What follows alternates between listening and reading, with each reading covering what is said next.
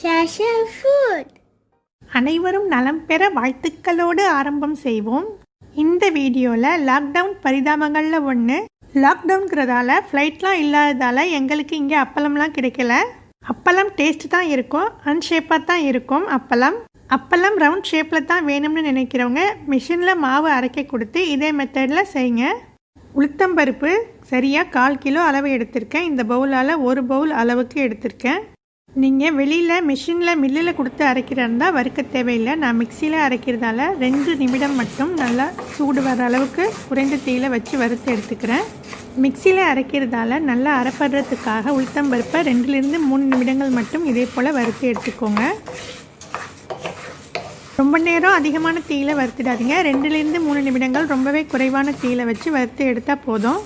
வறுத்து எடுத்த உளுத்தம்பருப்பை கொஞ்சம் நேரம் ஆற வச்சுட்டு மிக்சி ஜாரில் மாற்றிட்டு முடிஞ்ச வரைக்கும் இதே போல் ஃபைன் பவுடராக அரைச்சி எடுத்துக்கோங்க. ஃபைன் பவுடராக அரைச்சி எடுத்த உளுத்தம்பருப்பு மாவை 2 முறை இதே போல் சலிச்சு எடுத்துக்கிறேன். உளுத்தம்பருப்பை மிக்சியில் அரைச்சி எடுத்துருக்கிறதால இதே போல் கொரப்பாக கப்பி இருக்கத்தான் செய்யும். அதை நம்ம வடை செய்யும் போது இல்லை அடை செய்யும் போது சேர்த்து செஞ்சிடலாம். சலிச்சு எடுத்த உளுத்தம்பருப்பு மாவோட 1 டீஸ்பூன் அளவு பெருங்காயத்தூள் சேர்த்துட்டு 1/2 டீஸ்பூன் சோடா உப்பு சேர்த்துடுறேன். நான் சோடா உப்பு குறைவாக தான் சேர்த்துருக்கேன். உங்களுக்கு தேவைப்பட்டால் இன்னும் கொஞ்சம் அதிகமாக சேர்த்துக்கோங்க. 1 ஸ்பூன் அளவு மட்டும் உப்பு சேர்த்துக்கிறேன். உங்களுக்கு தேவைப்பட்டால் அதிகமான அளவு உப்பு சேர்த்துக்கோங்க. 1 ஸ்பூன் அளவு மட்டும் ஜீரகம் நல்லா கையால் கசக்கிட்டு சேர்த்துடுறேன்.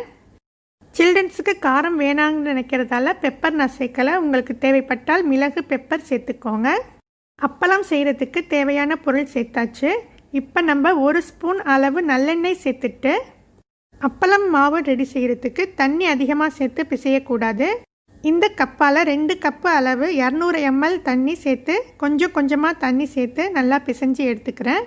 சப்பாத்தி மாவு புரோட்டா மாவு போல் நல்லா இலகுவாக பிசைய வராதுங்க. நல்லா இறுக்கமாக தான் இருக்கும் உளுத்தம்பருப்பு மாவுங்கிறதால.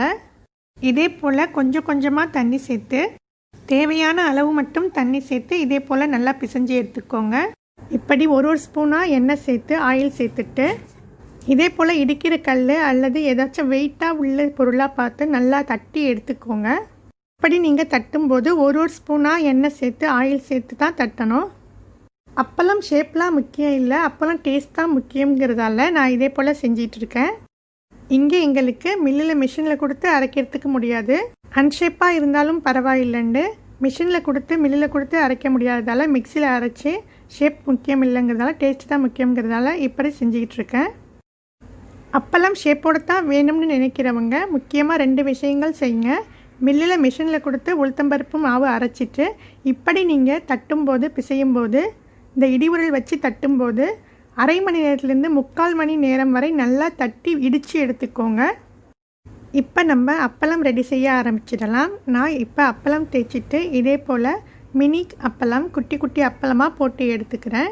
நான் இப்படி சின்னதாக போட்டு எடுத்துக்கிறேன். உங்களுக்கு அப்பளம் ரவுண்ட் ஷேப்பில் வேணும்னா ரவுண்ட் ஷேப்பில் போட்டு எடுத்துக்கோங்க.